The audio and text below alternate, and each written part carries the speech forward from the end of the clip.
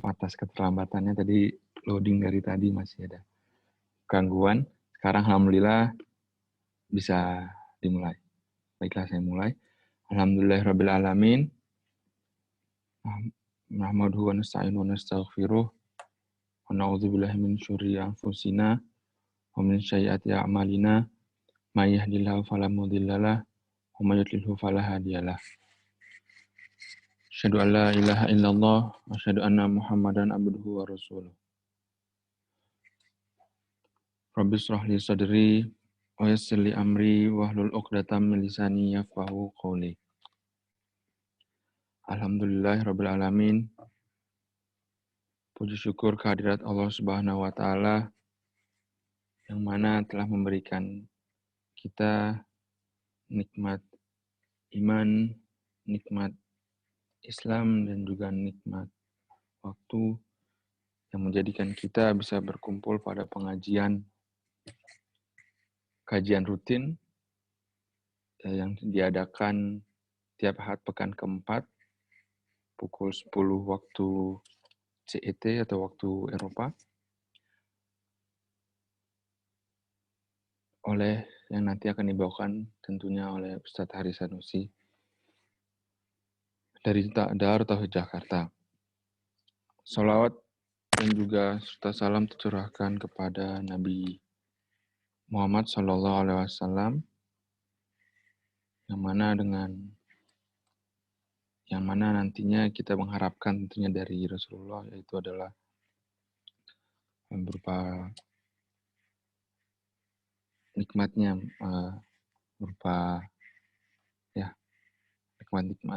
tuntunannya yang telah membawa kita dari zaman gelap menuju zaman yang terang benderang seperti ini. Izinkanlah saya pada hari ini, nama saya Ahmad, untuk membacakan susunan acara pagi hari ini. Susunan acara yang pertama adalah pembukaan dengan membaca surat Al-Fatihah. Oleh karena itu, marilah kita buka acara pagi yang cerah ini, waktu Jerman, dengan membaca Al-Fatihah. Fatihah dimulai. Bismillahirrahmanirrahim. Alhamdulillahirabbil alamin. Arrahmanirrahim. Maliki yaumiddin. Iyyaka na'budu wa iyyaka nasta'in. Ihdinas siratal mustaqim. Siratal ladzina an'amta 'alaihim ghairil maghdubi 'alaihim waladdallin. Amin. Cara selanjutnya adalah pembacaan surat Al-Insyirah oleh Al-Ustadz Pak Iskandar. Kepada Pak Ustadz Iskandar dipersilahkan. Assalamualaikum warahmatullahi wabarakatuh. Jadi saya kok jadi Ustadz Pak Ahmad, Mas Ahmad, aduh. Ustadznya Ustadz. Ya. Ustadz, Pak Ustadz. Insya Allah saya membacakan surat Al-Insyirah. Waalaikumsalam warahmatullahi wabarakatuh. Ya, izinkan saya lagi untuk membacakan lanjutan dari susunan acara. Susunan acara ketiga, nanti akan penyampaian materi oleh Ustadz Haris Sanusi. Yang keempat, ada sesi tanya jawab sekitar 10 hingga 20 menit. Lalu akan ada doa dipimpin oleh Ustadz Haris Sanusi tentunya. Dan acara ke-6 akan ada sholawat oleh Pak Pujianto. Dan ke-7 akan ada informasi-informasi tambahan. Yang keempat adalah yang ke-8 adalah tentunya penutup. Nanti akan kita baca dengan hamdalah dan kafaratul majelis. Oke, acara selanjutnya itu acara ketiga, yaitu penyampaian materi dari Ustadz Haris Sanusi. Kepada Ustadz Haris Sanusi, dipersilahkan.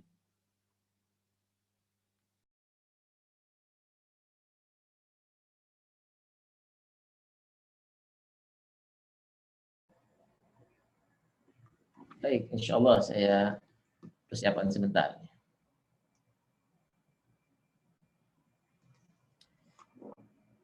Bismillahirrahmanirrahim. Alhamdulillahirabbil alamin. Wa bihi nasta'inu ala umuri dunya waddin. Allahumma shalli wa sallim ala sayyidina Muhammadin al-Fatih lima ughliqa wal khatimi lima sabaqa nasiril haqq bil haqq wa hadi ila siratikal mustaqim wa ala alihi haqqa qadrihi wa miqdaril azim. Sahabat kaum muslimin muslimat di Bremen dan sekitarnya, Waalaikum jami'an di Islam. Assalamualaikum warahmatullahi wabarakatuh. Waalaikumsalam warahmatullahi wabarakatuh. Alhamdulillah wa syukurillah, senang berjumpa kembali dalam silaturahmi dan kita niatkan sama-sama untuk menambah iman kita. Fadzakir fa inna dzikratan fa'ulil mu'minin, maka berikanlah ingatan, karena ingatan itu, tadzkirah itu akan bermanfaat bagi mereka-mereka yang memiliki iman kepada Allah Subhanahu wa taala.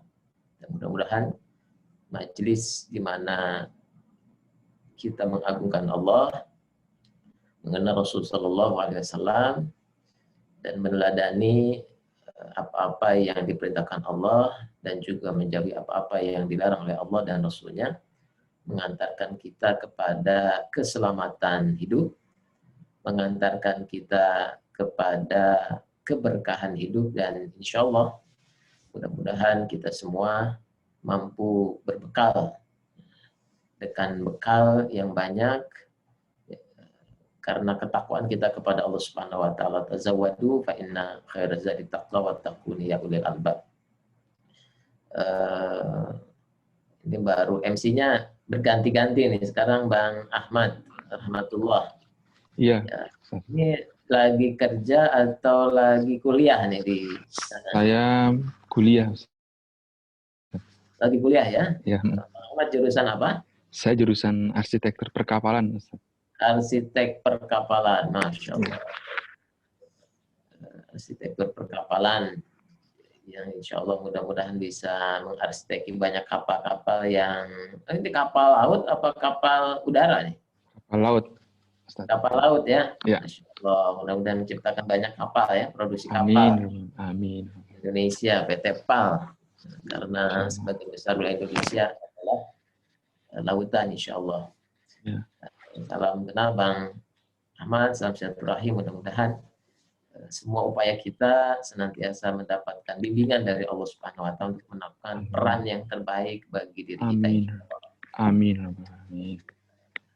Insya Allah kita lanjutkan pada pembahasan berikutnya. Pekan yang lalu kita sampai kepada pasal yang ketiga, sawabiqul himam la tahriku aswarul aqdar. Baik, saya buka dulu filenya.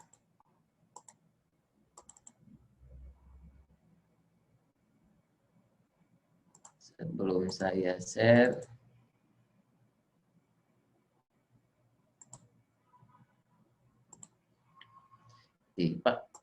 Dalam pasal yang ketiga ini, Syekh Ibnu Athaillah menyampaikan kepada kita bahwa segala sesuatu dalam hidup ini sudah ada takdirnya. Dan takdir itu sudah terstempel, sudah diputuskan oleh Allah Jalla Jalaluh atas setiap makhluk ciptaan Allah jauh sebelum kita dimulai penciptaannya. Jadi kalau dalam hadis yang kita bahas pekan yang lalu, bulan yang lalu adalah 50.000 tahun sebelum Allah memulai penciptaan alam semesta ini. Jadi kalau seorang arsitek, gambar rumahnya, tidak hanya gambar rumahnya, juga isi rumahnya, siapa yang akan nempatin, gimana cerita di rumah itu, sudah ada peristiwanya, sudah dituliskan. Sangat-sangat detail, sangat-sangat presisi. Kalau arsitek boleh jadi melihat bentuknya, warnanya, tapi belum masuk ke detail-detail sipilnya ya. Pakai bendanya, pakai materialnya apa. Ketika Allah menciptakan alam semesta ini, sempurna sudah. Semua aturannya, semua ukurannya, semua peristiwa di dalamnya. Maka dalam hadis, dalam kitab Arba'in An-Nawawiyah disampaikan, Rufi'atul aqlam wa jaffatis suhuf. Pena sudah diangkat dan tinta sudah pena diangkat, tinta sudah kering. Dan buku-buku lembaran sudah ditutup. Itulah yang namanya yang kita kenal fi lauhim mahfuz. Di dalam lembaran-lembaran yang terjaga dan dijaga oleh malaikatnya Allah Subhanahu wa taala. Semua kejadian, peristiwa, makhluk 50.000 tahun sebelum start, sebelum mulai peristiwanya itu sudah selesai. Luar biasa ya. Dan berita terkait dengan ini disampaikan oleh Rasulullah Muhammad SAW kepada kita dan dijadikan satu bagian dalam arkanul iman. Jadi rukun iman yang 6 itu. Percaya kepada Allah Jalla Jalaluh, beriman kepada Allah, beriman kepada para malaikatnya, beriman kepada kitab-kitabnya, beriman kepada para rasulnya, beriman kepada qada dan qadar, juga beriman kepada yaumil akhir. Sehingga kita menjalani hidup ini dengan satu kepastian terhadap pengaturan Allah atas diri kita. Ini bulan yang lalu kita membahas, akhirnya membahas masuk ke sedikit terkait dengan rukun takdir. Maka rukun takdir itu ada 4. Saya merimain di sini. Yang pertama, rukun takdir yang kita bahas bulan yang lalu itu, saya share. Ya.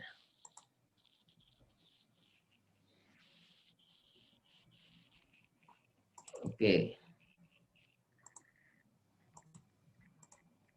Sudah terlihat ya, Bang Ahmad ya?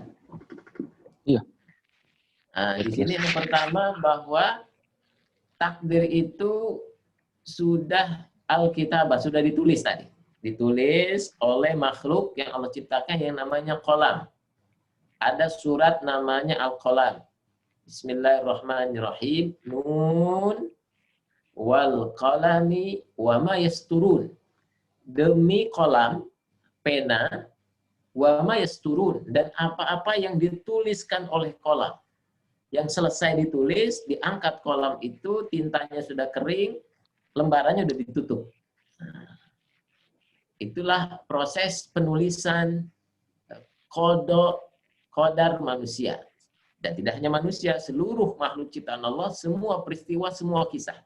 Termasuk hari ini, kisah tentang Anda, kisah tentang saya, kisah tentang kita, kisah tentang sekian miliar manusia, kisah tentang dengan peradaban manusia, kisah tentang seluruh makhluk Allah Subhanahu wa taala, dari mulai yang kita ketahui maupun tidak kita ketahui, yang gaib, yang nyata, semuanya sudah dituliskan. Masya Allah.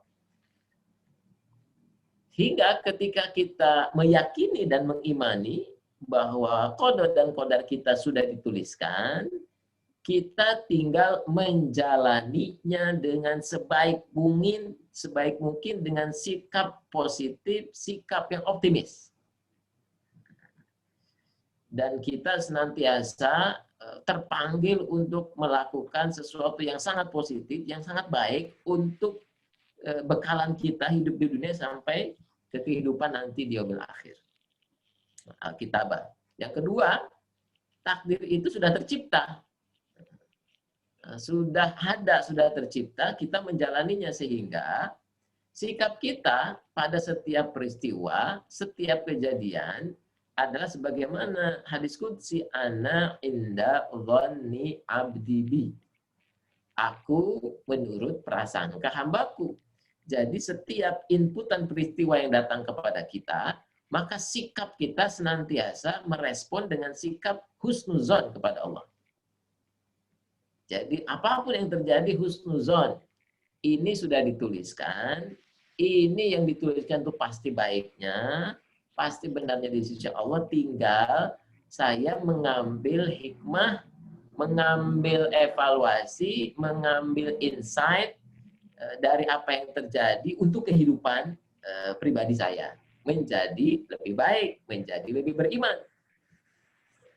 Maka di dalam Al-Quran Allah Subhanahu wa ta'ala berfirman, A'udzubillahi minasyaitonir rajim, wallahu khalaqakum wa ma ta'malun. Allah yang menciptakan kalian dan Allah juga yang menciptakan amal-amal perbuatan kita.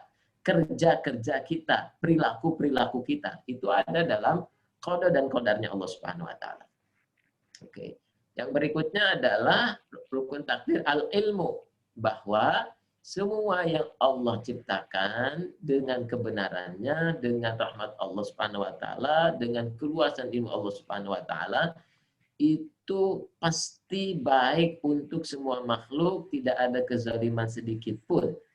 Nah, itu yang menjadi keyakinan kita, sehingga ketika kita melihat sudut pandang yang buruk dan jelek terhadap sesuatu, karena suuzon terhadap sesuatu yang terjadi pada kita, bahkan menyalahkan nasib, itu pertanda kekurangan ilmu pada diri kita, kesempitan ilmu pada kita, sehingga yang harus kita lakukan adalah memperluas cakrawala ilmu kita untuk bisa memahami setiap kejadian itu sesuai dengan apa yang Allah kehendaki, apa yang Allah inginkan, mengambil hikmah terbaik dalam setiap kejadian. Maka di Al-Quran Allah Subhanahu wa ta'ala berfirman, wa asa an tuhibbu syai'an wa huwa syarrul lakum. Boleh jadi sesuatu yang kamu cintai itu buruk bagi kamu, dan boleh jadi sesuatu yang kamu anggap baik itu buruk bagi kamu, dan sesuatu yang kamu anggap buruk justru baik bagi kamu. Wallahu a'lam wa antum la ta'lamun. Engkau tidak mengetahui, Allah lah yang mengetahui hakikat segala sesuatu.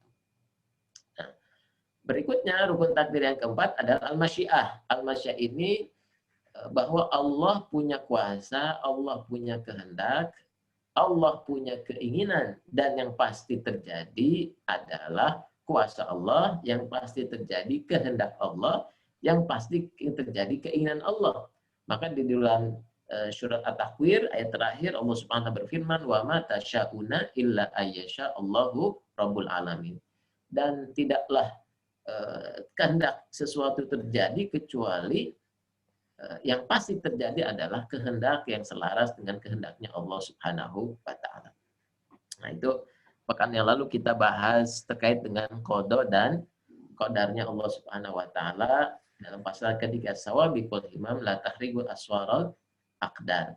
Sehingga yang membuat kita menjadi tenang dalam menjalani hidup, membuat Bang Ahmad menjadi optimis dalam menjalani hidup.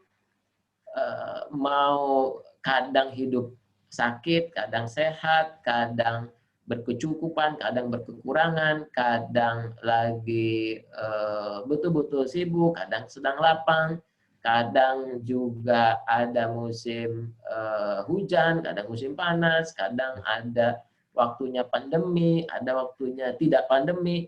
Itu semua ada dalam qada dan qadar Allah. Yang paling penting adalah tadi kita senantiasa punya sikap positif, senantiasa husnuzon, senantiasa mengeluarkan kebaikan-kebaikan, menciptakan hal yang terbaik dalam kehidupan kita, senantiasa kita mencoba untuk memahami dengan ilmu yang ada pada diri kita apa yang sedang terjadi ini, maka lahirlah begitu banyak ilmu, dan juga kita mengelola kehendak kita, keinginan kita agar selaras dengan tujuan-tujuan yang Allah Subhanahu wa ta'ala ridhoi, dan juga petunjuk-petunjuk Rasul Muhammad sallallahu alaihi wasallam. Sehingga seorang muslim itu, seorang mukmin itu senantiasa optimis dalam menjalani hidupnya dengan al-imanu bil qadri khairihi wa syarrihi, dengan beriman kepada qada dan qadar Allah, baik itu baik menurutnya maupun menurutnya buruk. Itulah fungsi beriman kepada qada dan qadarnya Allah Subhanahu wa ta'ala.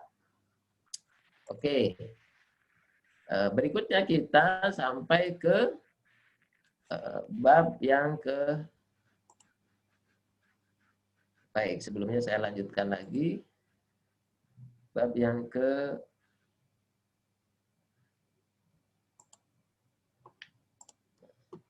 di Al-Hikam ini yang keempat ya.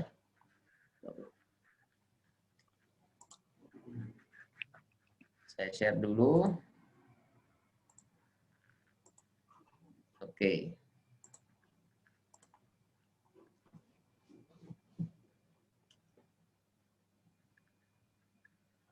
Maka oleh karena itu, karena kita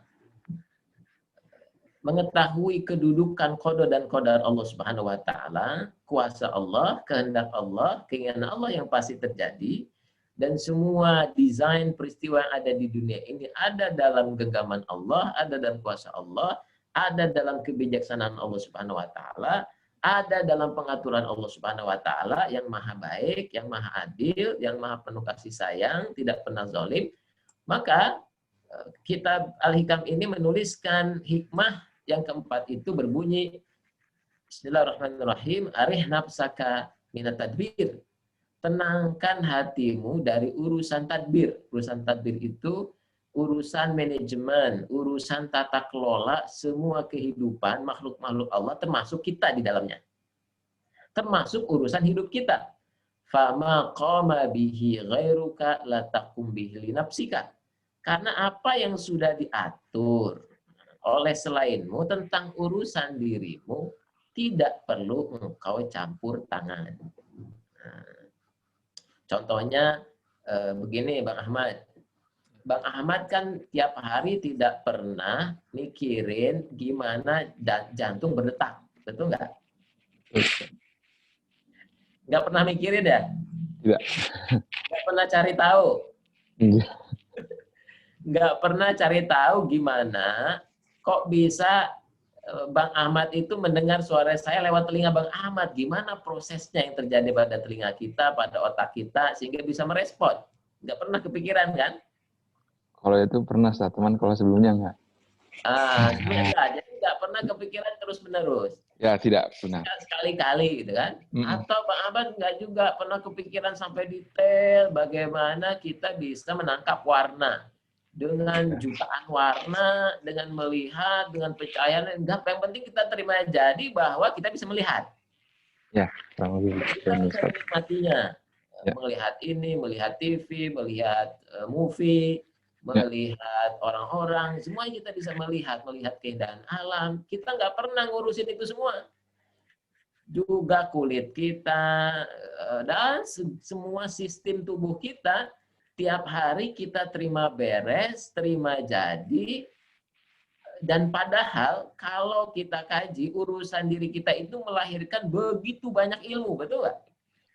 Kalau Bang Ahmad masuk ke rumah sakit, ya Allah, ya Rabbi, itu dokter spesialis jantung, ada jantung koroner, ada jantung ini, dokter spesialis kebidanan, dokter spesialis ginjal, penyakit ini, ahli saraf, dokter spesialis bedah, dokter, ya Allah, itu sistem tubuh kita itu melahirkan begitu banyak ilmu. Dan ilmu itu sebenarnya Allah bukakan kepada para pemikir itu, para ilmuwan, para dokter itu, karena sistematisnya penciptaan Allah pada tubuh kita. Betul-betul presisi, betul-betul akurat, sehingga ketika manusia meneliti kenapa sakit, kenapa ginjal sakit, jantung sakit, dan semua organ sakit itu bisa diteliti dari makanannya, dari kelainan organnya. Karena luar biasanya qada dan qadar Allah itu sangat presisi, akhirnya melahirkan ilmu pengetahuan. Melahirkan begitu banyak ilmu yang disebut dengan ilmu eksakta. Atau orang dulu menyebutnya ilmu pasti. Itu yang terjadi. Maka sebenarnya yang membuat saya dan Bang Ahmad galau sebenarnya hidup ini karena kita maunya A, terjadinya B, kan gitu. Ya. Betul nggak? Setuju. Maunya keju, adanya tempe, kayak gitu. Maunya nasi uduk, adanya nasi ulam. Ya. Maunya Aisyah, yang datang Khadijah, kan gitu. Yang membuat galau kan hidup ini karena beda antara kemauan keinginan kita dengan apa yang terjadi. Dan yang dipikirkan oleh manusia setiap hari ya sebatas apa-apa yang ia pernah ketahui, apa-apa yang dia inginkan. Yang boleh jadi apa yang dia inginkan itu belum tentu baik buat dirinya sendiri. Contoh misalkan dalam bab makanan, manusia kan makan karena selera, bukan karena apa yang dibutuhkan oleh tubuh. Senangnya bakso, bakso terus. Ya. Senangnya pedas, pedas terus. Senangnya gula, gula terus. Akhirnya orang kena diabetes karena tidak seimbang kadar gulanya. Bisa orang karena kelebihan asin, kelebihan garam, kelebihan. Jadi persoalan-persoalan tubuh kita itu terjadi karena manusia tidak bisa menjalani kehidupannya selaras dengan qada dan qadar Allah yang Allah ciptakan pada tubuh kita. Seharusnya kalau seorang bersyukur dengan nikmat tubuhnya, dia mencari tahu, oh makanan yang paling pas buat tubuh saya ini, proporsinya ini, supaya saya tidak zolim kepada tubuh saya. Tapi namanya manusia, Masya Allah, apa aja dimakan. Gitu. Nggak peduli, yang jelas enak di lidah, telan sudah gitu kan. Yang ujungnya akhirnya dia dapat sakitnya, dia tidak terlalu pikirkan. Jadi, Bang Ahmad dan sahabat-sahabat semua, begitu banyak tata kelola kehidupan manusia semesta ini yang sudah Allah atur sedemikian rupa. Eksak, presisi, detail, Masya Allah. Arih nafsaka matadbir, famaqama bi ghairuka la taqum bi nafsika. Juga rizki kita sampai detik hari ini.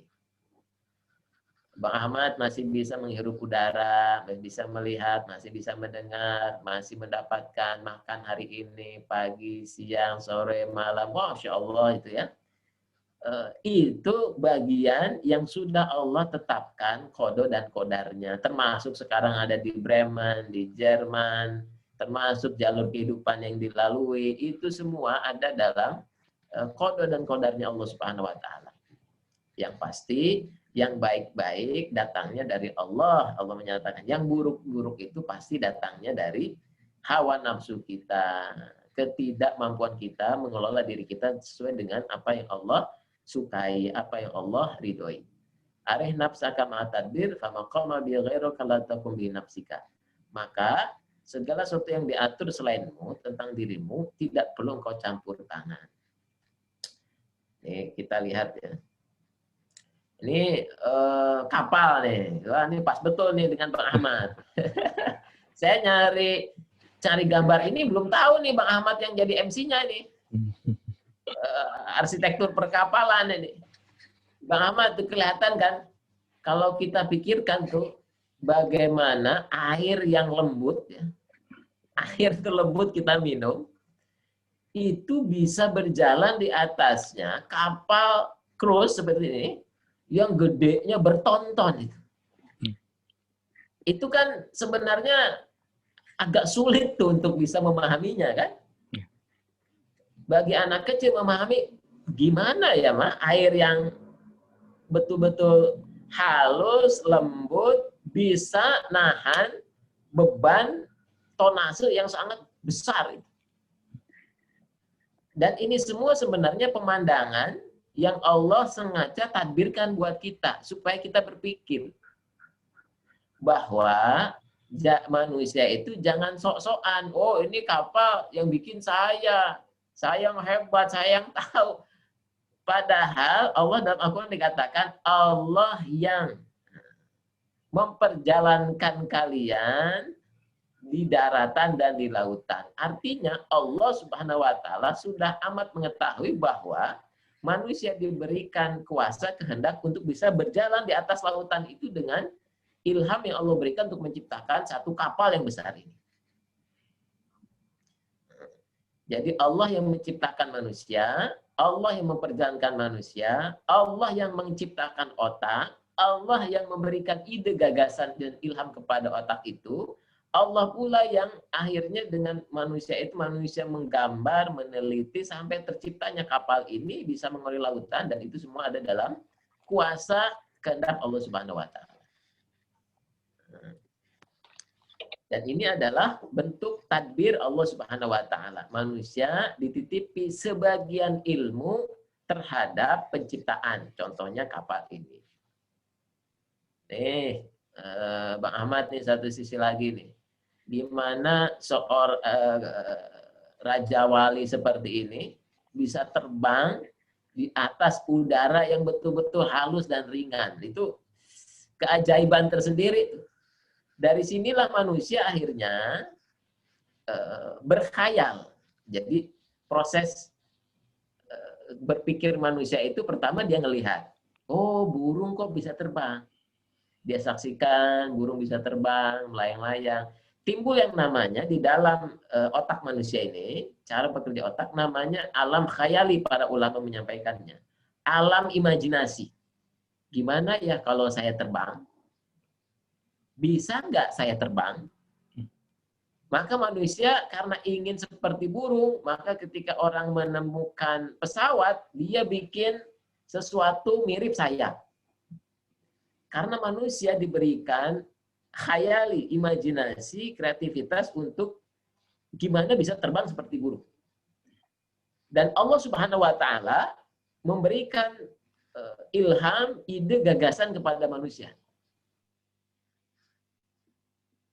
Lalu setelah orang berkhayal, berimajinasi, dalam peristiwa di otak kita itu terjadi namanya alam logika, namanya alam akli. Kalau ulama menyebutnya alam akli. Maka manusia melihat hubungan sebab akibat. Logika A menjadi B, B menjadi C, C menjadi D. Dari hasil riset mereka, oh A ini menjadi B, B menjadi C, itulah yang menghasilkan hubungan logika dari apa-apa yang ada pada sekeliling kita. Dan itulah yang melahirkan ilmu yang dipelajari dan turun-temurun diwariskan dari manusia sebelumnya ke manusia yang berikutnya. Sampai akhirnya logika ini berbentuk satu karya. Dari situ manusia di alam akli lanjut lagi ke alam yang namanya alam wahmi.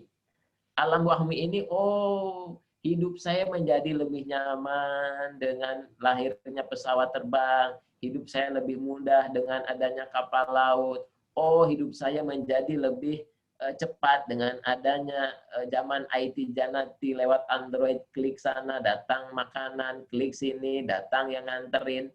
Dengan berbagai macam teknologi yang Allah ilhamkan kepada manusia. Dia memberikan manfaat. Dan seharusnya, Bang Ahmad, ketika kita makin meneliti, makin diberikan ilmu, seharusnya sampai lagi ke alam kesadaran yang lebih tinggi, namanya alam huduri. Ya Allah, ternyata ini semua adalah desain penciptaanmu yang sangat sempurna, yang sangat presisi, yang sangat eksak terhadap semua makhluk ciptaanmu. Semestinya ini membuat manusia makin mendekat kepada Allah, makin sujud kepada Allah, makin rukuk kepada Allah, makin bersyukur kepada Allah. Kenapa? Karena dibukakan kepadanya begitu dahsyatnya pengaturan Allah. Sehingga yang terjadi sebagai bentuk di penyaksian dia terhadap kesempurnaan ciptaan Allah inilah, semua kodok-kodok Allah inilah, maka manusia itu dengan rela, dengan senang hati bersujud kepada Allah, dengan senang hati taat kepada Allah, dengan senang hati beribadah kepada Allah. Nah, untuk urusan ibadah ini, Bang Ahmad dan sahabat-sahabat semua, di kitab Al-Hikam disampaikan bahwa untuk urusan ibadah ini, Allah tidak pernah jamin orang taat. Allah tidak jamin orang bisa patuh tunduk pada Allah. Tetapi yang pasti setiap manusia yang Allah ciptakan plus diciptakan rizkinya, plus diciptakan kebaikan-kebaikan yang Allah limpahkan kepada orang tersebut. Maka orang-orang yang mengetahui kekuasaan Allah, pengaturan Allah yang sempurna ini, maka dia lebih sibuk untuk memberikan hidupnya mengabdi kepada Allah. Dia lebih sibuk terhadap sesuatu yang tidak dijamin, yaitu mengabdi kepada Allah, berbuat baik kepada orang, senantiasa hidup dalam produktivitas yang positif, dan itu yang terus-menerus ia lakukan dalam kehidupan ini dan tidak pernah galau terhadap apa-apa yang sudah Allah janji dan jaminkan kepada kita. Bang Ahmad sudah menikah? Belum. Belum, yakin menikah? Insya Allah menikah, insya Allah. Ya, insya Allah menikah. Udah tahu dengan siapa menikah? Belum. Belum. Artinya, ya Allah, kalau Allah menciptakan saya, pasti Allah menciptakan pasangan saya, gitu. Ya. Saya tidak tahu sekarang namanya siapa, tinggalnya di mana, boleh jadi ada di dalam Zoom meeting ini, jodoh saya, tapi saya nggak pernah tahu.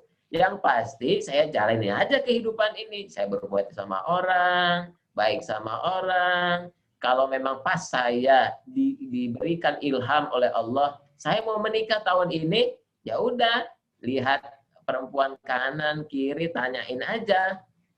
Mbak, mau nggak nikah sama saya? Bisa jadi orangnya lari atau orangnya nerima, kan gitu. Ya. Kalau yang lari berarti bukan jodoh saya, nerima, wah boleh jadi jodoh saya nih. Karena saya yakin Allah Subhanahu wa Ta'ala menyampaikan lewat lisan Rasulullah SAW, orang yang mau nikah itu pasti dimudahkan untuk ketemu jodohnya. Jadi kalau orang punya prinsip-prinsip keimanan seperti ini, maka hidupnya menjadi lebih mudah. Hidupnya menjadi lebih positif. Tapi kadang ada orang yang misalkan selain Bang Ahmad nih, saya mau nikahnya sama Mas Santi. Pokoknya kalau nggak Santi, lebih baik saya nggak hidup. Dia maksa bahwa jodohnya harus sama Santi. Akhirnya ketika Santinya nikah sama orang lain, jadilah ia stres. Kenapa? Karena dia nggak mau menerima kenyataan hidup. Lalu dia bisa melakukan hal-hal yang di luar apa yang di luar kebaikan yang Allah gariskan. Dia bisa apa saja bisa dilakukan. Bisa menjebaknya, bisa membunuhnya, bisa segala macam dilakukan. Sebab utamanya kenapa? Karena dia tidak mau menerima kenyataan qada Allah terhadap dirinya. Sama seperti orang marah, pingin nasi uduk, datangnya nasi ulam.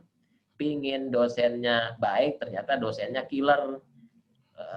Terus aja fokusnya dengan apa yang ia inginkan, bukan mencari kira-kira apa sih yang Allah inginkan kepada saya.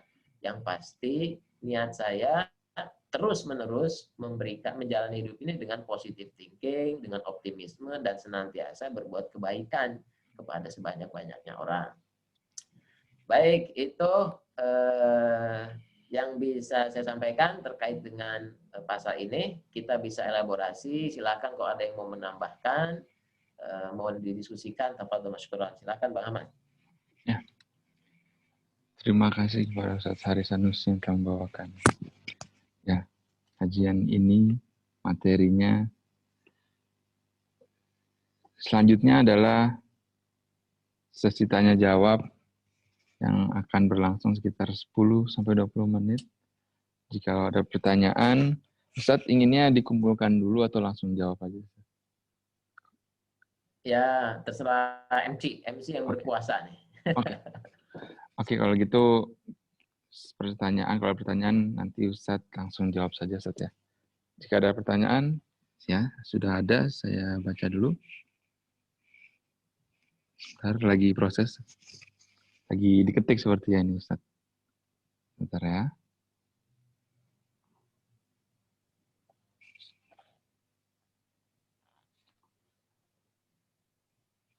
Ya, dari Figur.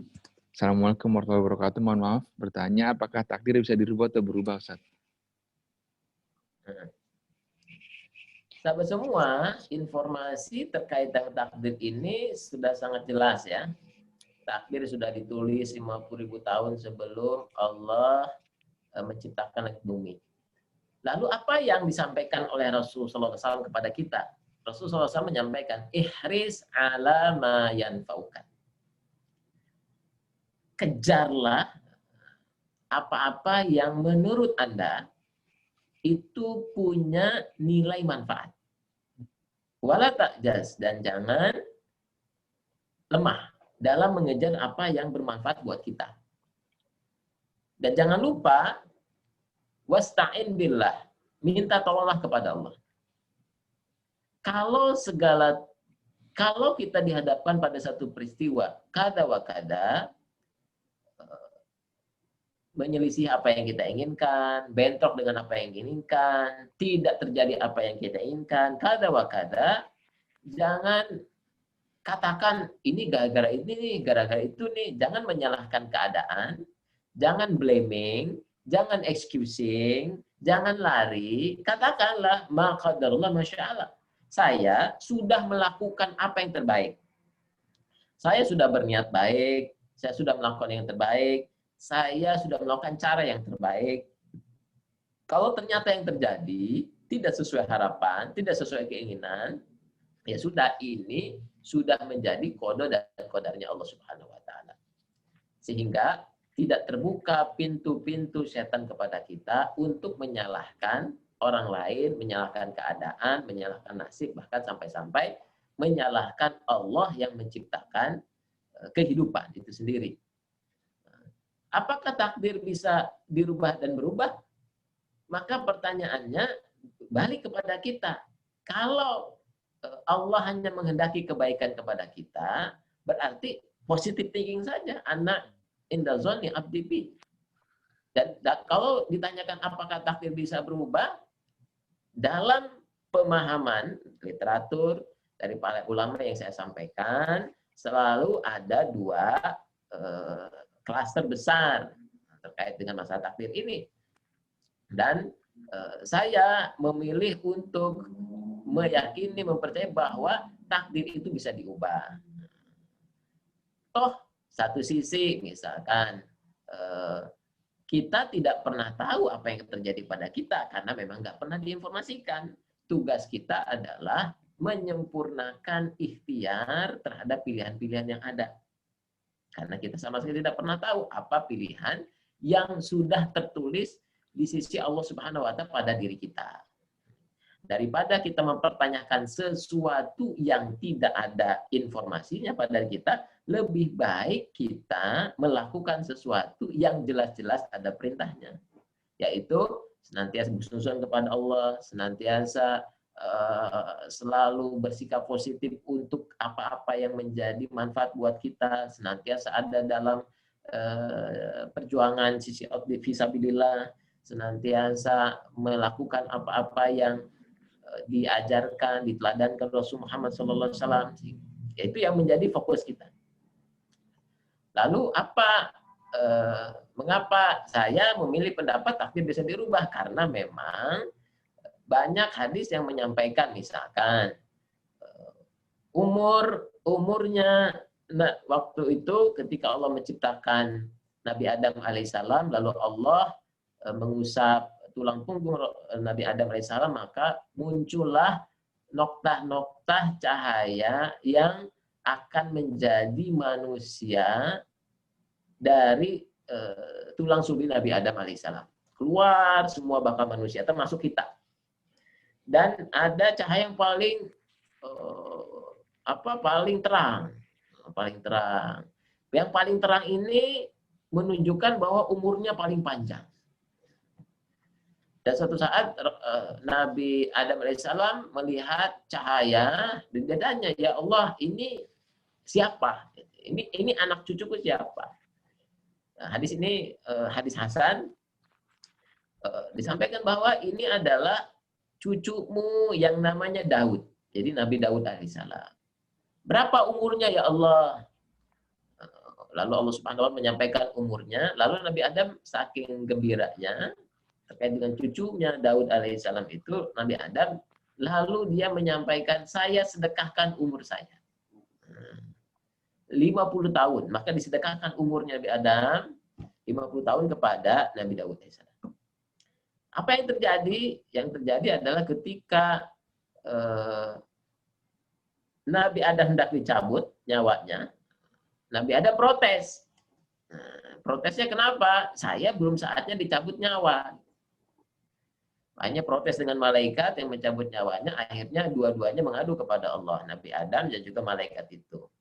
Lalu Allah Subhanahu wa taala menyampaikan, wahai Adam, bukankah kamu dulu pernah menyampaikan, mensedekahkan sebagian umurnya kepada Daud alaihissalam? Lalu Allah Subhanahu wa taala berfirman, Adam lupa, maka pelupa juga anak cucunya. Adam suka ngeles membantah, maka suka ngeles membantah ngeyel juga anak cucunya. Kira-kira kita semua suka ngeyel dan sering lupa nggak? Ya. Itu protes. Jadi kadang manusia itu excuse dulu. Oh iya, saya dulu gitu ya. Oh iya, mohon maaf, excuse dulu itu.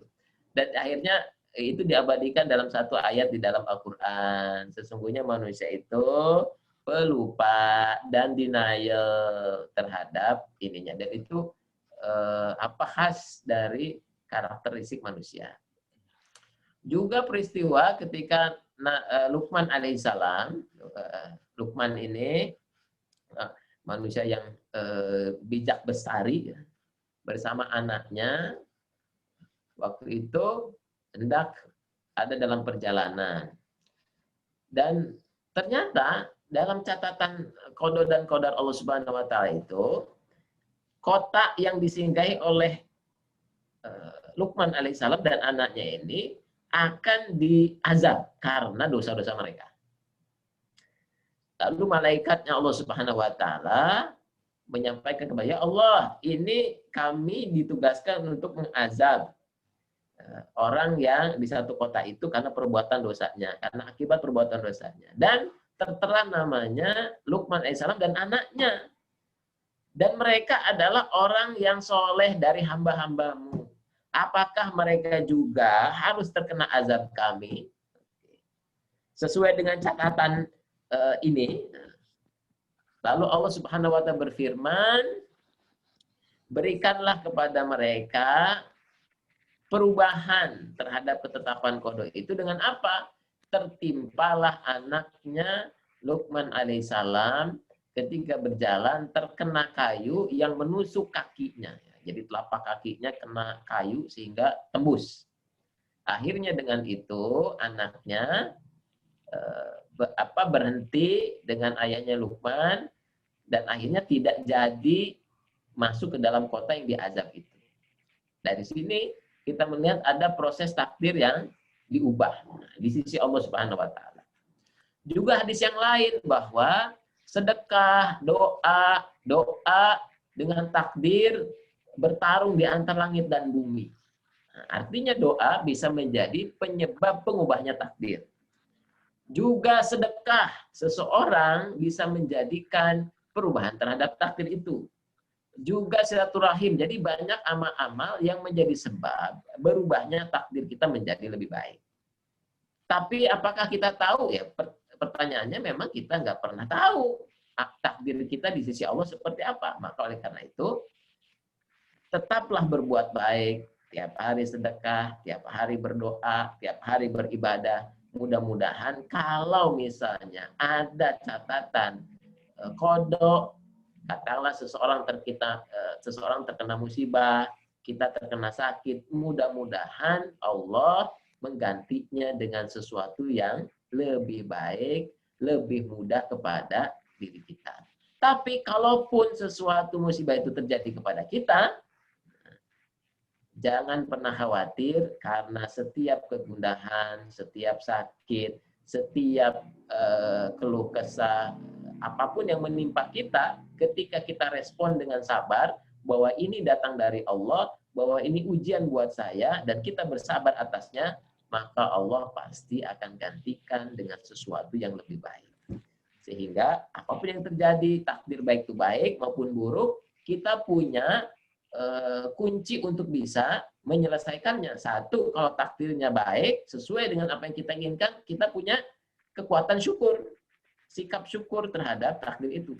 Kalaupun ada takdir yang tidak baik menurut pandangan kita, buruk menurut pandangan kita, kita punya sikap sabar. Dan sabar adalah baik buat kita. Jadi syukur, sabar, ada sikap terhadap tadi takdir yang sesuai dengan harapan dan takdir yang tidak sesuai dengan harapan. Wallahu a'lam bishawab, seperti itu. Selanjutnya jika ada yang bertanyakan bisa masuk ke chatnya dan langsung menanyakan. Apakah pertanyaan tadi sudah jelas? Ya, insya Allah sudah jelas. Selanjutnya dari Pak Iskandar. Ada pepatah, janganlah kamu takut pada sesuatu yang belum Allah jamin. Rezeki, jodoh, mati, dan lain-lain. Tapi takutlah kamu pada sesuatu yang belum Allah jamin bagimu, yaitu husnul khotimah, surga, dan neraka. Pertanyaan, kok ada hal yang Allah belum jamin, padahal semuanya sudah tertulis di Lauh Mahfuz? Pena sudah diangkat dan tinta sudah kering. Begitu, Ustaz. Baik. Kok ada hal yang Allah belum jamin? Nah, jadi yang menyatakan ini Syekh Ibnu Athaillah dalam Mutiara Hikmahnya. Arih nafsaka mataddir fama bihi qama ghairaka lakum lihi nafsika. Jadi Syekh Ibnu Athaillah itu menyampaikan kepada kita, kadang semua takdir itu sudah ada dalam Lauh Mahfuz, sudah sempurna, sudah lengkap. Oke. Orang itu ashabun nar, ashabul jannah, itu semua sudah dituliskan, sudah jelas. Maka dalam kitab Arba'in Nawawiyah ada orang yang sejengkal lagi masuk neraka, akhirnya dia melakukan perbuatan ahli surga, maka dia masuk surga. Ada orang yang seumur hidupnya melakukan perbuatan ahli neraka, jarak antara dia dengan neraka itu tinggal 1 jengkal, tapi dia melakukan perbuatan ahli surga, maka dia masuk surga. Nah, demikian pula sebaliknya. Dalam hadis terkait dengan qada qadar ini menunjukkan bahwa fokuslah kepada kebaikan yang bisa kita lakukan dalam hidup ini. Jangan fokus kepada apakah saya akan masuk surga atau masuk neraka ya.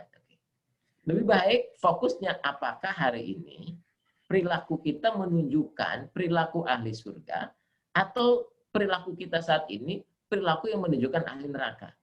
Loh, gimana kita tahu perbuatan itu perbuatan ahli surga dan ahli neraka? Maka perbuatan ahli surga ahli neraka ini sudah disampaikan dengan sempurna oleh Rasul Muhammad SAW. Oh, ini perilaku ahli neraka, dia yang suka berzina, dia yang pemabuk, dia yang laki-laki cuma laki-laki, dia yang durhaka kepada orang tua, dia yang menyenangi riba.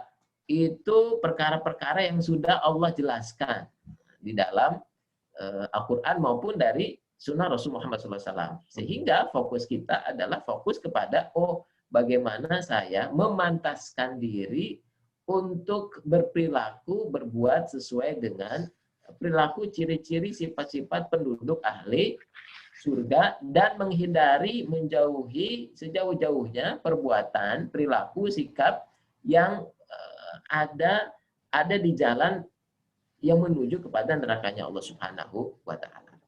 Jadi di sini pertanyaan dari Pak Iskandar ini, kok ada hal yang Allah belum jamin? Ini yang dimaksud adalah pernyataan Mutiara Hikmah dari Syekh Ibnu Athaillah terkait dengan kalimat tadi untuk memahamkan kepada kita terkait dengan apa prioritas yang perlu kita utamakan dalam kehidupan kita sehari-hari.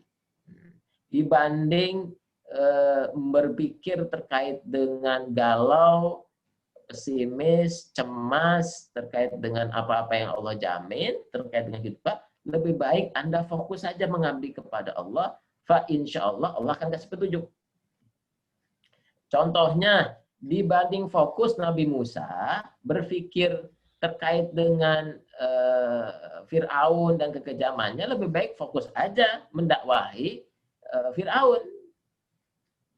Kalaupun apa yang terjadi, ya serahkan kepada Allah, yang akhirnya Allah turun tangan untuk menyelamatkan Nabi Musa dan bala tentaranya dan pengikut-pengikutnya. Contohnya Nabi Yusuf alaihissalam, dia tidak fokus kepada saudara-saudaranya yang iri dan dengki.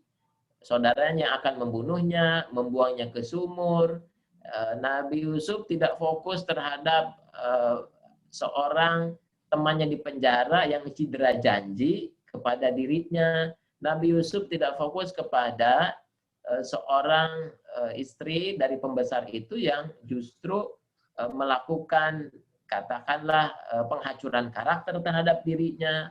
Nabi Yusuf tidak fokus kepada orang-orang yang zalim kepadanya. Di dalam Al-Quran di surah Yusuf, Nabi Yusuf fokus hanya kepada apa yang memang Allah inginkan manusia lakukan. Berbuat baik, senantiasa menebar kebaikan, senantiasa positive thinking, dan maka Allah Subhanahu wa Ta'ala sampaikan Allah yang menetapkan apa-apa yang terjadi kepada Yusuf. Padahal di surat itu Nabi Yusuf melakukan pengelolaan, melakukan planning, melakukan upaya-upaya, tetapi Allah menghapuskan upaya itu. Dalam ayat Al-Quran mengatakan bahwa Allah yang melakukan itu. Allah yang sama seperti perang Badar. Perang Badar, Rasulullah merencanakan, Rasulullah melakukan rapat-rapat dengan para sahabat, Rasul gimana caranya. Tapi ketika terjadi perang Badar dan ternyata kaum muslimin yang jumlahnya 313 bisa mengalahkan 1000, dalam Al-Quran Allah meniadakan semua upaya Nabi Muhammad SAW, usaha Nabi Muhammad sahabat dengan mengatakan wa ma romaita walakin Allah roma. Bukanlah engkau yang melempar, tetapi Allah lah yang melempar mereka orang-orang kafir itu. Jadi demikianlah sikap kita terhadap pengaturan Allah. Tugas kita menyempurnakan setiap proses. Ikhlaskan diri, senantiasa positive thinking, berbuat yang terbaik. Insya Allah, Allah akan memberikan pertolongannya kepada kita pada hal yang paling pas, paling nyaman, paling baik buat diri kita. Karena Allah mengetahui apa yang terbaik, dan kita hanya mengikhtiarkan apa-apa yang menurut kita baik. Seperti itu. Wallahu a'lam bil murad. Terima kasih. Bagaimana Pak Iskandar? Apakah sudah cukup puas dengan jawabannya Pak Iskandar? Kalau misalkan belum, bisa langsung terus di chat saja. Ya. Selanjutnya, Ustadz, di sana maghribnya pukul berapa ya Ustadz? Masih ada waktu berapa? Masih ada waktu. Oke. Ini kelihatannya lebih ada ini anggota baru dari orang Indonesia, ada yang datang baru ke Bremen. Sepertinya ibu saya sepertinya nonton Ustaz. Jadi makanya ada orang baru Ustaz. Ya gitu ya. Alhamdulillah ada bunda ya. Di Indonesia bundanya atau di? Iya, di Indonesia. Di Indonesia, alhamdulillah. Jakarta juga ya, Mas Ahmad ya? Di Bekasi, Pak. Dari Bekasi. Barusan tadi siang saya dari Bekasi. Oh, di daerah sebelah mana, Ustaz? Silaturahim ke jamaah haji. Oh. Ya. Selanjutnya ada pertanyaan yang ketiga dari Mbak Nida. Assalamualaikum Ustaz. Terima kasih sangat atas tausiahnya, sangat bermanfaat. Semoga Ustadz Haris senantiasa selalu dalam penuh keberkahan dan kebaikan. Mohon izin tanya, Ustaz. Penyempurnaan usaha adalah dengan tawakal dan husnuzon kepada Allah Subhanahu wa Ta'ala. Bagaimana cara tawakal dan husnuzon yang terbaik atas usaha kita? Gitu. Baik. Jadi kalau seseorang beriman kepada takdir Allah, akhirnya yang muncul adalah sikap. Satu, karena dia tahu takdir itu ditulis, maka dia mencoba untuk memplanning segala sesuatu. Jadi dia meniru akhlak Allah Jalla Jalaluh, perbuatan Allah. Allah itu sebelum menciptakan sesuatu, diciptakan dulu desainnya, detailnya.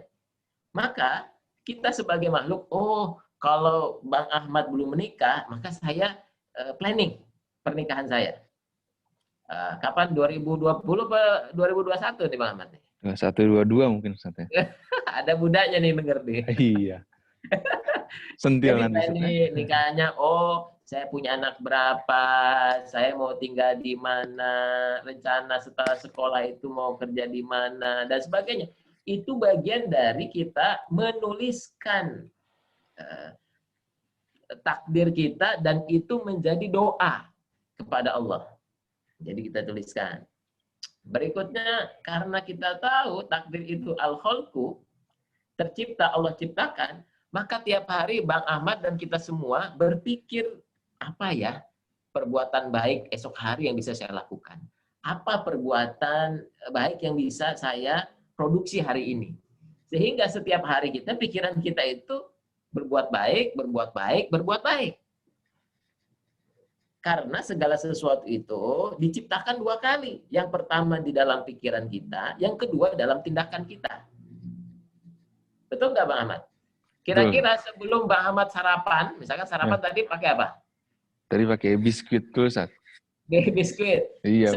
Sebelum ngambil tuh biskuit, berpikir biskuit nggak? Iya Ustaz. Ini pastinya. Iya. Jadi segala sesuatu tercipta 2 kali. Yang kita pikirkan dulu, baru aksinya. Maka ketika ini kita memahami, jangan sampai pikiran kita itu pikiran buruk. Karena orang mau korupsi, nggak mungkin dia tiba-tiba korupsi. Dia pasti mikirin korupsi. Kalau seseorang mencuri, tidak tiba-tiba mencuri. Dia berpikir mencuri. Ketika seorang berzina, tidak mungkin langsung berzina. Dia berpikir bagaimana dia berzina. Ketika seseorang mau berbuat iri dengki, dia pasti berpikir terkait dengan orang yang ia iri dengki. Betul nggak? Sebelum orang sholat, dia pasti berpikir sholat, baru dia sholat. Nah, justru kita harus aware, sadar terkait dengan pikiran-pikiran yang ada di kita. Sehingga penciptaan yang ada di dalam alam pikir kita itu yang pasti baik menurut Allah. Nah, itu ketika kita belajar takdir. Berikutnya, al-kitabah, al-khalqu, al-ilmu. Oh, kalau saya ingin sesuatu, tapi kok kayaknya saya belum kepikiran ya, berarti Anda kurang ilmu. Misalkan Bang Ahmad, nih, contohnya karena masih jomblo nih ya, saya pengen nikah nih. Belum pernah nikah kan Bang Ahmad kan? Belum. Belum. Saya tanya Pak Iskandar deh. Pak Iskandar, saya silaturahim mau sowan. Saya ini belum punya ilmu nikah nih. Gimana dulu Pak Is ketemu Ibu Dewi? Gimana sih ceritanya? Siapa tahu ini jadi ilmu buat saya. Tanya lagi ke Bunda. Bunda ketika milih ayah, mau menikah, gimana ceritanya? Akhirnya lahirlah ilmu-ilmu mengenali pasangannya, mengenai perjodohan. Kenapa? Karena Bang Ahmad belum pernah mengalami pernikahan. Makanya dia bertanya kepada orang yang berilmu. Maka di Al-Quran dikatakan, fas'alu ahla dzikri in kuntum la ta'lamun. Bertanyalah kepada ahli zikir, orang yang mengetahui kalau engkau tidak mengetahui sesuatu. Nah, maka rukun takdir ini membuat kita terus-menerus mencari tahu, menambah ilmu. Ayat Quran yang pertama, Iqra, bacalah. Hadis Rasulullah SAW yang kita hafal, thalabul ilmi fardhatun ala kulli muslim muslimat. Menuntut ilmu itu wajib bagi kaum muslim muslimat. Sampai-sampai sahabat-sahabat kita di sini dari Indonesia menuntut ilmu arsitektur perkapalan ke Jerman.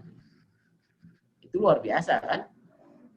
Kenapa? Karena memang kita manusia itu diberikan kemampuan untuk tadi terus menggali ilmu. Supaya apa? Karena kalau kita mendapatkan ilmu, insya Allah hidup kita itu akan menjadi lebih tertata, akan jadi lebih mudah. Kenapa? Karena udah tahu ilmunya. Orang nggak tahu nyalain komputer, itu stres banget tuh, mau nyalain komputer. Emak-emak zaman old dikasih handphone Android, bingung bikin email. Anak SD SMP sekarang bikin email mudah. Emak-emak zaman, oh ini apa nih? Gimana cara daftar GoPay? Gimana cara daftar ini nih? beli GoFood. Diajarin. Kenapa? Karena nggak punya ilmunya. Maka kalau ingin hidup kita mudah, dimudahkan oleh Allah, carilah ilmunya.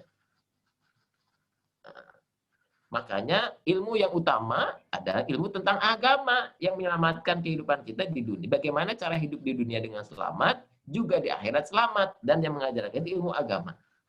Oke. Karena kita tahu ternyata desain Allah terhadap takdir itu sempurna, luar biasa. Nah, kira-kira begini. Tawakal itu. Bang Ahmad mau pergi.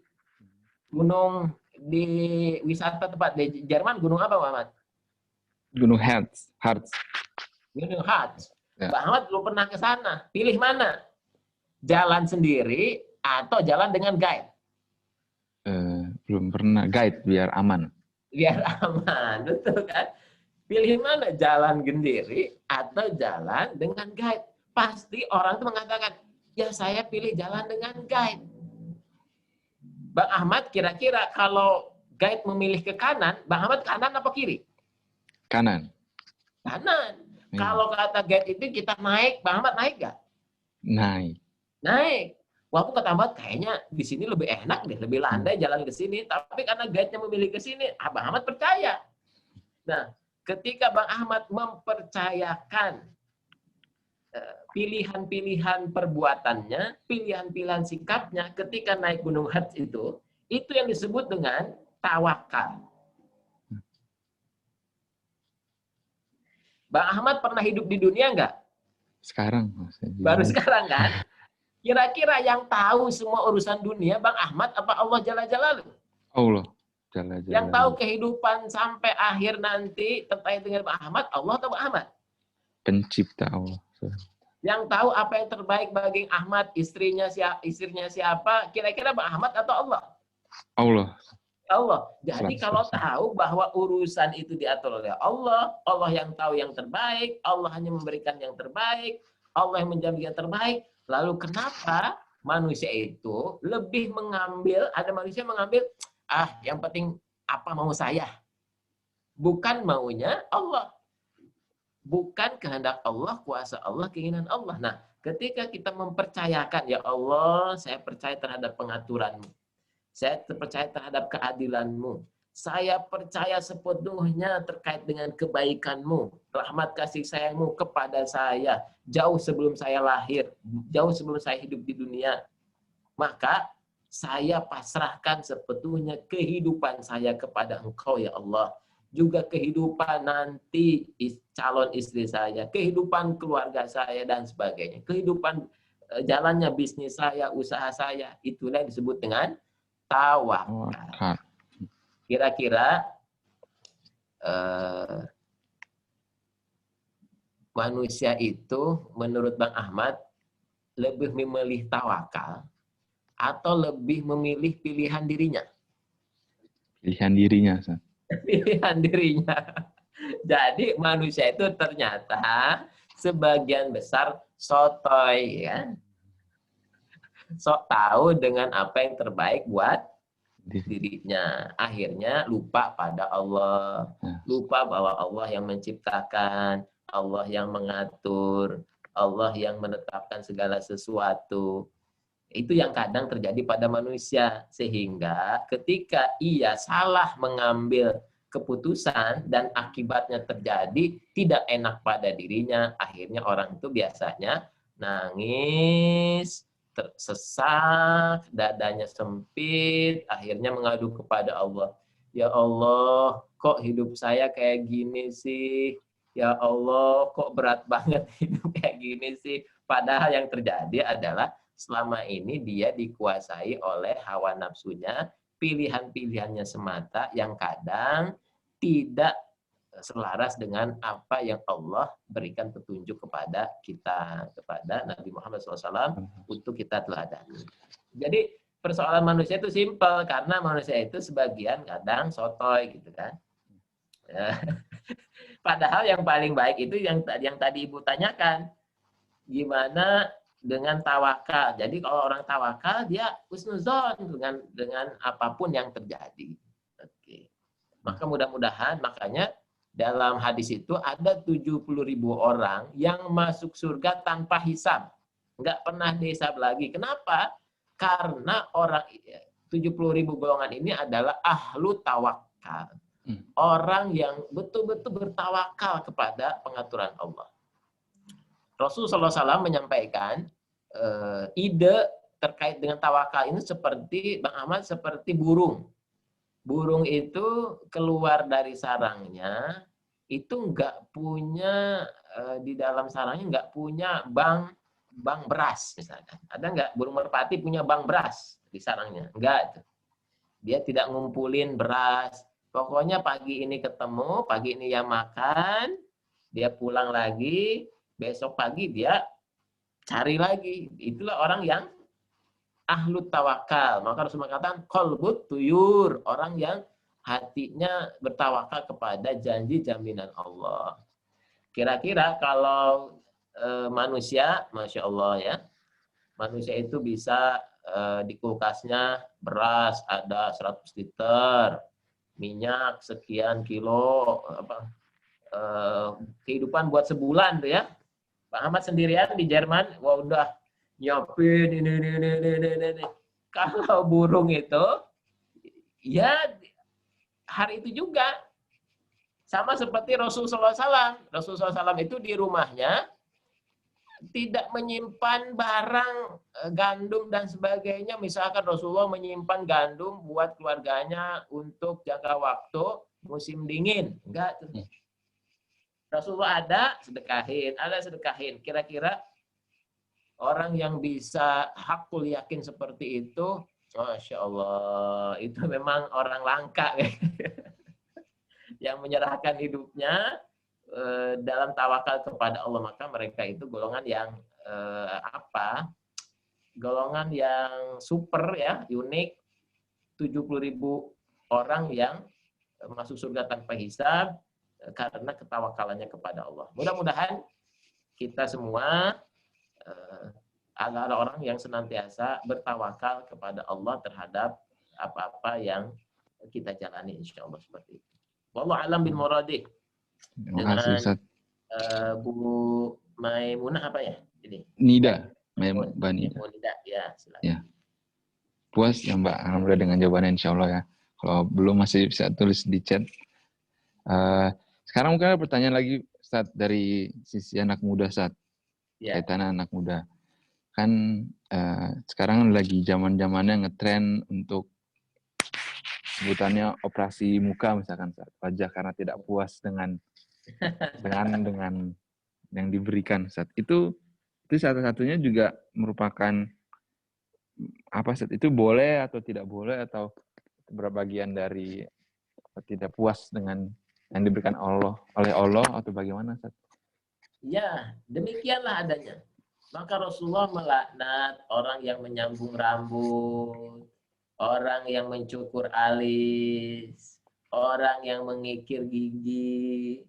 Kenapa? Karena hadis orang ini orang yang tidak qanaah terhadap pemberian Allah kepada dirinya.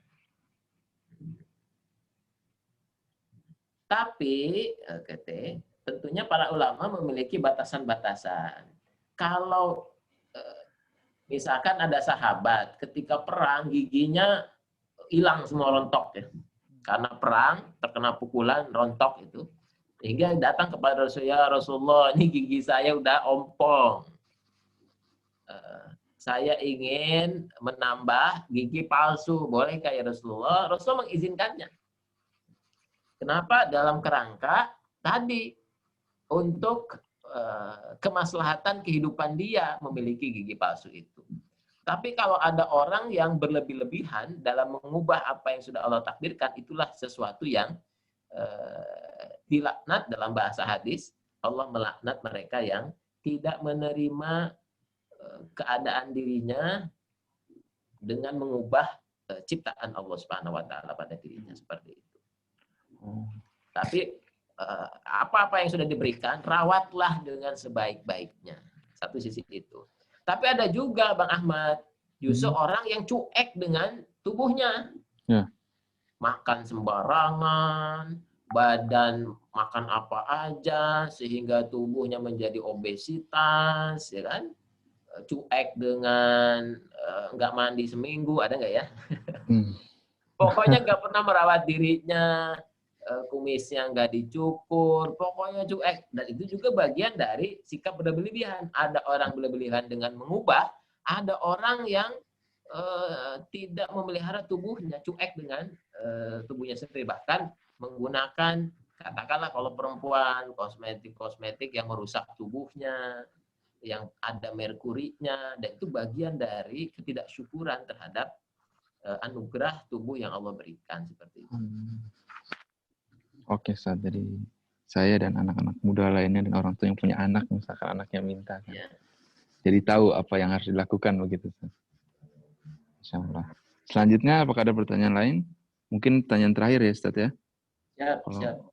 Mungkin ya ada pertanyaan atau tambahan bisa atau ingin berbicara dengan Ustadz, tanya langsung juga bisa. Dipersilahkan. Silahkan. Mungkin ada yang sedang mengetik sekarang.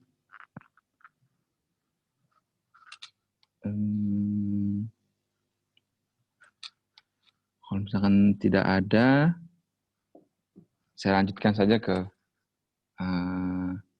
acara. Ya, tadi ya. Oh iya, setelah ini. Ya. Acara selanjutnya adalah doa yang dipimpin oleh Ustadz. Setelah itu baru akan ada sholawat. Oh gitu, baik. Ya. Ibu mau bertanya. Oh iya, Pak Ustadz, ada pertanyaan, Ustadz. Boleh, Mas? Ya, Bu. Ya, silakan bertanya, Bu. Assalamualaikum warahmatullahi wabarakatuh. Waalaikumsalam. Ustaz, tadi Pak Ustaz menyampaikan tentang surat 2 ayat 212 yang tentang boleh jadi kamu menurut kamu baik, tetapi kata Allah itu buruk bagi kamu. Oh, boleh jadi kamu menyatakan itu buruk, tetapi bagi Allah itu baik bagi kamu. Kita sebagai manusia, kita sudah tahu itu seperti itu. Tapi kadang kalau kita, oh iya, bagus kok itu. Tetap aja pendirian kita, oh itu bagus, itu bagus. Kadang, nah itu bagaimana yang seperti itu Pak Ustaz, supaya kita bisa kembali pada Al-Baqarah surat 212 itu. Baik. Untuk meyakinkan, oh iya benar itu baik buat kamu, itu buruk buat kamu. Nah itu bagaimana ya Ustaz kita kiat-kiatnya. Makasih. Assalamualaikum warahmatullahi wabarakatuh. Waalaikumsalam warahmatullahi wabarakatuh.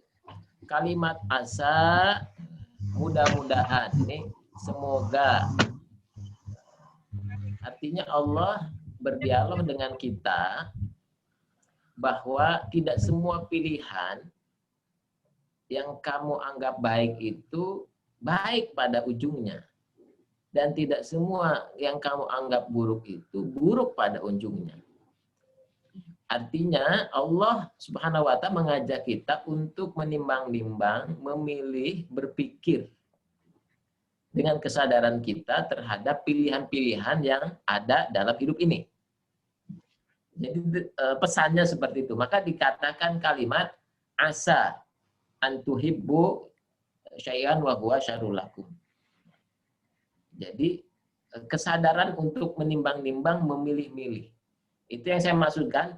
Kesadaran manusia itu looping normalnya dari mulai dia melihat, menyaksikan dengan indranya, lalu timbul khayalannya, pingin A, pingin B, pingin C, pingin seperti ini, pingin seperti itu, lalu harus dilanjutkan dengan proses berpikir, kira-kira kalau saya pilih ini, akibatnya seperti apa, dampaknya seperti apa.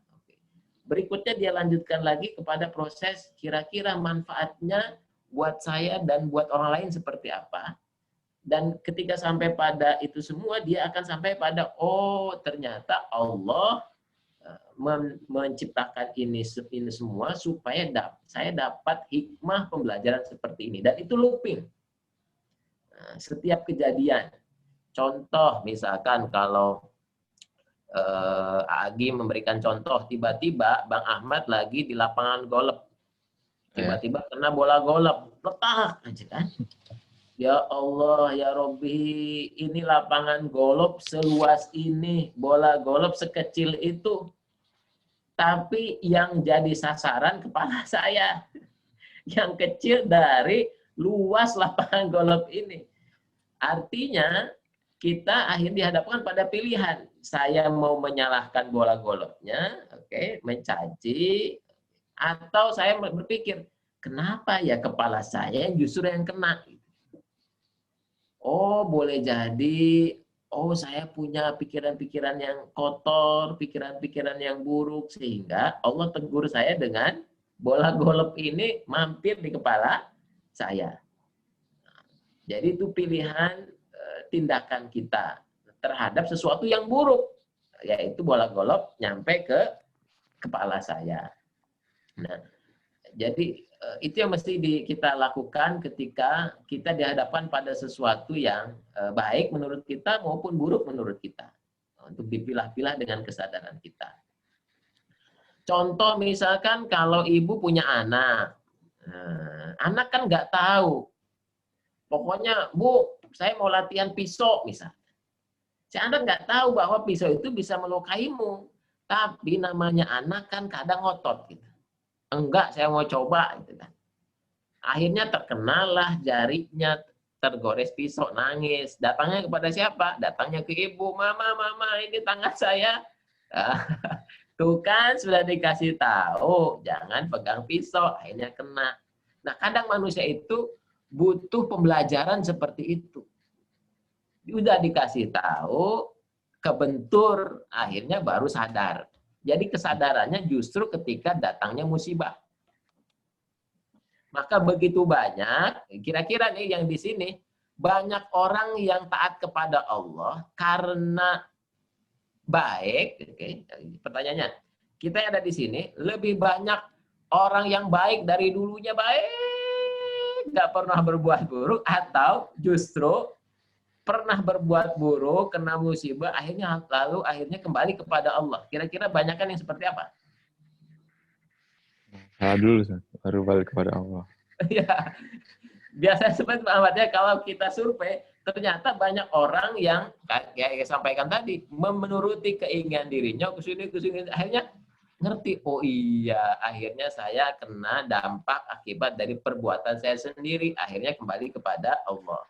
Alhamdulillah kalau kita memiliki kesadaran seperti itu. Maka ayat ini memberikan kesadaran kepada kita. Hati-hati, apa yang menurut engkau baik, belum tentu baik pada ujungnya. Apa yang engkau sangka buruk, belum tentu buruk pada ujungnya. Timbanglah, sadarilah, telaahlah. Bagaimana kita menimbang dan menelaahnya? Ikutilah apa kata Allah, pelajarilah Al-Quran, dan ikutilah kata Rasulullah SAW. Pelajari pilihan-pilihan, keputusan-keputusan, sikap-sikap yang dijalani oleh Nabi Muhammad SAW. Karena itulah contoh teladan terbaik dalam meniti kehidupan kita. Seperti itu, Ibu Nur. Dan inilah buktinya bahwa manusia itu adalah makhluk yang senantiasa berdinamika. Makhluk yang dinamis. Ya kan? Nggak pernah hajut terus, nggak seperti malaikat tuh, atau nggak seperti iblis. Manusia itu ada pada kontinum positif dan kontinum juga negatif. Justru pahala yang Allah berikan ketika kita memilih dengan kesadaran untuk menjadi baik, untuk tetap positif. Justru pahalanya gara-gara pilihan kita untuk tetap baik. Padahal kita punya kemerdekaan untuk berbuat semau manusia. Manusia itu diberikan kemerdekaan untuk itu, seperti itu. Maka mudah-mudahan kita semua terbimbing, Ibu Nur semua, terhadap pilihan-pilihan kita, dan mudah-mudahan Allah menolong kita, memberikan kesadaran kepada kita untuk memilih sesuatu yang baik dalam pandangan Allah Subhanahu wa taala. Terima kasih. Jazakumullah khair. Insya Allah Ibu Nur Suryawati puas dengan jawabannya. Insya Allah. Kalau masih belum puas. Ya. Terima kasih Pak Ustaz atas pencerahannya. Iya. Iya. Saya ibunya Ahmad, Pak Ustaz. Siap, siap. Salam silaturahim Bu dari Bekasi ini ya. Iya Pak, main ke Bekasi Pak. Ya, siap, insyaallah, insyaallah. Iya Oke. Pak. Kasih tanya Pak Ustaz. Assalamualaikum Ya. warahmatullahi wabarakatuh. Waalaikumsalam warahmatullahi wabarakatuh. Baik, kita berdoa Al-Fatihah. A'udzubillahi minasyaitonir rajim. Bismillahirrahmanirrahim. Alhamdulillahirabbil alamin. Ar-Rahmanir-Rahim. Maliki yaumiddin. Iyyaka na'budu wa iyyaka nasta'in. Ihdinas siratal mustaqim. Shiratal ladzina an'amta 'alaihim ghairil maghdubi 'alaihim waladdallin. Amin. Wahai Allah, berikan kepada kami ampunan terhadap kekhilafan kami, dosa yang kami lakukan ya Allah. Yang kami ketahui maupun tidak kami ketahui, yang kami sadari maupun tidak kami sadari, yang masih kami ingat ataupun yang masih lupa. Duhai Allah, rahmati diri kami, keluarga kami, ayah bunda kami, anak-anak kami. Duhai Allah, anugerahkan kepada kami kebaikan di sisimu ya Allah. Muliakan kami dengan iman, muliakan kami dengan Islam. Muliakan kehidupan kami dengan kebaikan di sisimu ya Allah. Duhai Allah, jadikan kami hamba-Mu yang lembut, hamba-Mu yang penuh kasih sayang, hamba-Mu yang senantiasa berada di jalan-Mu ya Allah. Duhai Allah, ketetapan-Mu adalah benar, surga-Mu adalah benar, neraka-Mu adalah benar, ketetapan-Mu adalah benar, Nabi Muhammad adalah benar. Jadikan kami orang-orang yang mampu menetapi kebenaran yang Kau telah gariskan kepada kami ya Allah. Duhai Allah, jadikan kami hamba-hamba-Mu yang senantiasa meyakini qada dan qadar, meyakini bahwa hanya kebaikan yang datang dari sisi-Mu ya Allah. Duhai Allah, maafkan kami karena ketidaksiapan kami untuk menerima qada dan qadar yang Kau tetapkan kepada kami. Anugerahkan kepada kami rasa syukur atas semua nikmat yang Engkau berikan kepada kami, atas takdir baik yang datang kepada kami. Duhai Allah, berikan kami penjagaan, menjadi ahli sabar terhadap takdir yang ditetapkan, yang tidak kami kehendaki, tidak kami sukai. Namun dengan kesabaran yang Kau anugerahkan kepada kami, insya Allah kami bisa melewati setiap ujian yang ada pada diri kami. Duhai Allah yang Maha Pengasih lagi Maha Penyayang, jadikan kami hamba-hamba-Mu yang yakin dengan janji dan jaminan-Mu, yang yakin dengan pengaturan-Mu yang sempurna. Duhai Allah, jadikan kepada kami ya Allah kemampuan untuk senantiasa tunduk patuh taat kepada-Mu ya Allah, untuk berada senantiasa di jalan-Mu ya Allah, untuk meniti sunnah-sunnah Rasul Muhammad sallallahu alaihi wasallam. Duhai Allah, jadikan kami hamba-hamba-Mu yang bertawakal kepada-Mu ya Allah, dalam urusan lahir batin kami ya Allah. Duhai Allah, bimbinglah kami agar senantiasa ada di jalan-Mu ya Allah. Allahumma inna nas'aluka ridhaka wa janna wa na'udzubika min sakhatika wa nar. Allahumma a'inna ala dzikrika wa syukrika wa husna ibadatik. Allahumma inna nas'aluka ridhaka wa janna wa na'udzubika min sakhatika wa nar. Rabbana atina fid dunya hasanah wa fil akhirati hasanah wa qina adzabannar. Wa sallallahu ala sayyidina Muhammadin wa ala alihi washabihi wasallam. Subhana rabbika rabbil izzati amma yasifun. Wassalamun ala mursalin walhamdulillahi rabbil alamin. Amin, amin. Allahumma amin. Alhamdulillah. Amin. Terima kasih kepada Ustaz Haris Sanusi yang telah menjawab pertanyaan-pertanyaan dan juga memberikan kajian tentang apa yang ada di dalam kitab Al-Hikam tadi. Semoga ilmu tadi bermanfaat untuk kita. Jika Ustaz ingin bersiap-siap untuk sholat maghrib, silakan Ustaz, tidak masalah. Siap, insya Allah izin ya. Siap. Ya, terima kasih. Dan sambil itu, mari kita lanjutkan ke acara selanjutnya, itu sholawat oleh Pak Pujianto. Kata Pak Pujianto, dipersilahkan untuk menyalakan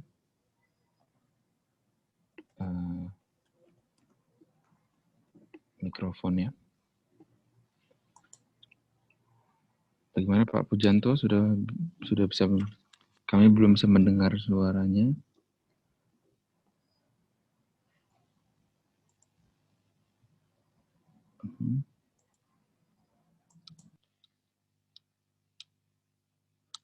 Sebelum sambil menunggu Pak Pujanto, apakah Pak Pujanto sudah belum ya?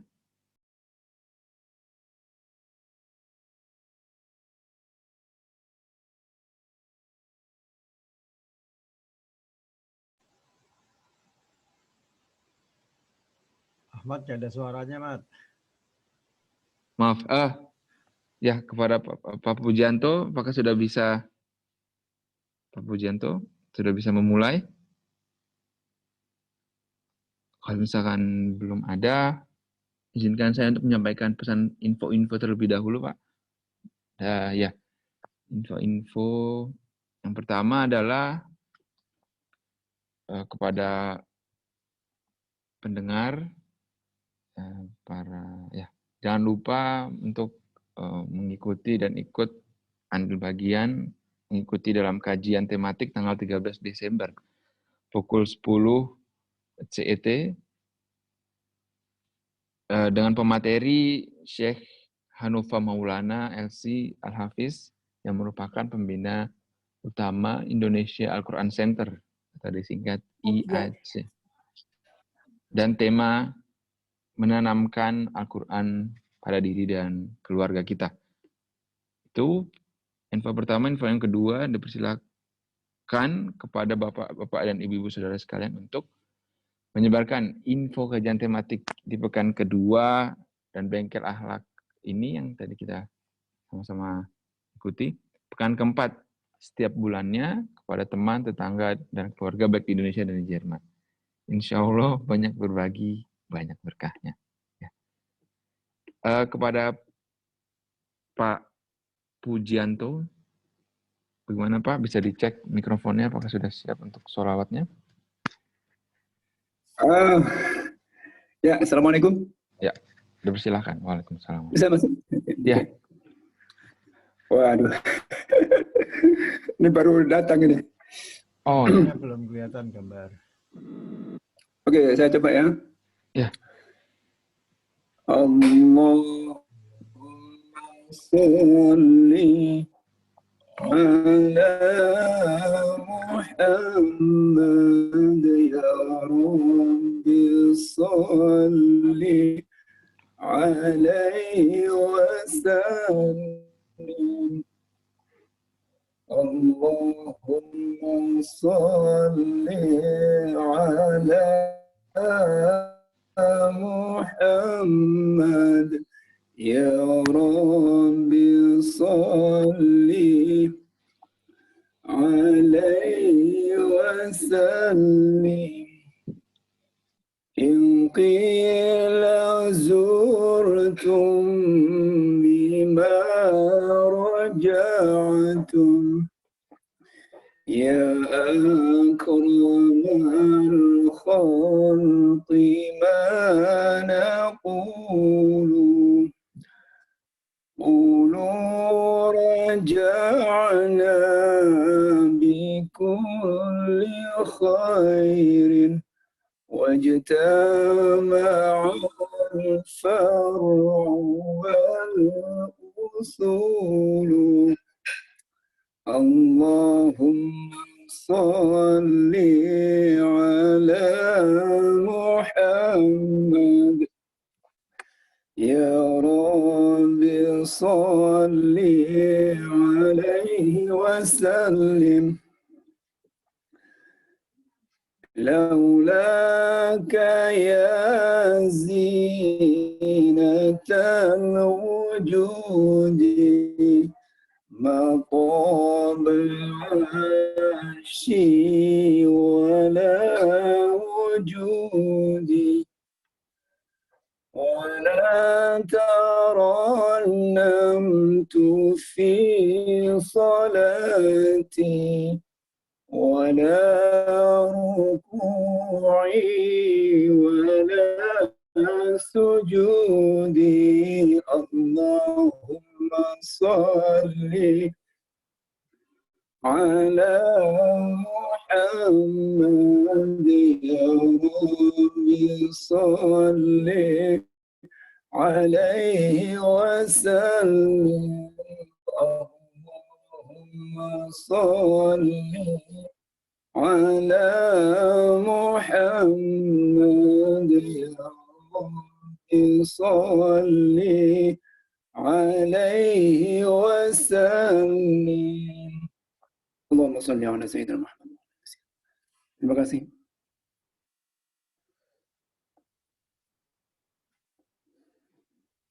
Terima kasih Pak Pujianto atas selawatnya.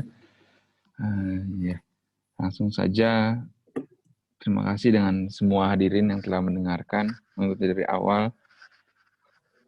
Terima kasih juga atas pertanyaan yang tadi sudah diajukan, dan insya Allah mengingatkan lagi setiap bulan pekan keempat akan ada acara seperti ini lagi. Ya, dan juga pada tanggal 13 Desember pukul 10 waktu Jerman atau 16 waktu Indonesia ada dengan pemateri Syekh Hanova Maulana LC Al-Hafiz. Dia merupakan pembina utama Indonesia Al-Quran Center dengan tema menanamkan Al-Quran pada diri dan keluarga kita. Sekian dari saya sebagai moderator. Ahmad Rahmatullah undur diri. Oleh karena itu, ya, marilah kita tutup dengan membaca Alhamdulillah, Alhamdulillahirabbil alamin, dan kafaratul majlis. Subhanakallahumma bihamdika, asyhadu an la ilaha illa anta, astaghfiruka wa atubu ilaik. Terima kasih sekali lagi. Assalamualaikum warahmatullahi wabarakatuh. Waalaikumsalam warahmatullahi wabarakatuh. Waalaikumsalam. Terima kasih. Terima kasih, Mas Ahmad. Terima kasih. Terima kasih semuanya.